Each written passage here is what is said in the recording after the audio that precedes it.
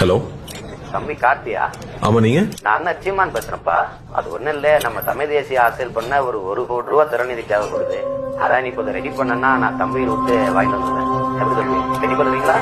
நான் சீமான் காசுல இல்லண்ணா. நான் 1 கோடி ரூபாய் அனுப்ப முடியாதுண்ணா. என்னாச்சு?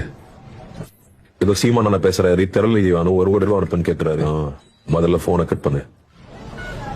இன்னும் கொஞ்ச நேரத்துல தம்பிங்களோட வீட்டுக்கே வருவான். அண்ணன் தான் சீமான் பேசுறேன், பிரபாகரோட நெருக்கமா இருந்தேன், ஆமக்கறி தின்ன அது தின்னு சொல்லிட்டு உனக்கு இருக்கிற காசை திரளிதுன்னு சொல்லிட்டு திருடிட்டு போயிருவான். திருட்டு போய் ஸ்கேமர் வராம நான் சீமான் அண்ணன் பேசுறேன், நான் பிரபாகரோட போட்டோ எடுத்தேன், ஆமக்கறி தின்னேன், அப்புறம் இட்லிக்குள்ள கறி வச்சு தின்னேன் அப்படின்னு பலவிதமா போய் சொல்லுவான். ஏமாந்துடாதீங்க. உங்க உணர்ச்சி தூண்டியும் உங்க காசை புடுங்குறது தான் இந்த மாதிரி எச்சைங்களோட வேலையே. பெரியார திருட்டு கூட வருவான். அவனை ஒரு நாள் நீங்க நம்ப வேணாம். திரள் நிதின்ற பெயர்ல வெளிநாட்டு தமிழர் இருந்து கூட பல கோடி ரூபாய் காசு வாங்கி ஏமாத்தி இருக்கிறான். இதுல ஏமாந்தவங்க இந்திய தமிழர்கள், மலையாள தமிழர்கள், அப்புறம் இலங்கை தமிழர்கள், வில்லர் தமிழர் என்ற பேரமே அந்த நாய் திறன் நிதி கேட்டு இருந்தா கொடுக்காதீங்க. முக்கியமா சீமானு காசு கொடுத்தாங்க. நாம் தமிழர் கிட்ட இருந்து சேஃபா இருந்தேன்.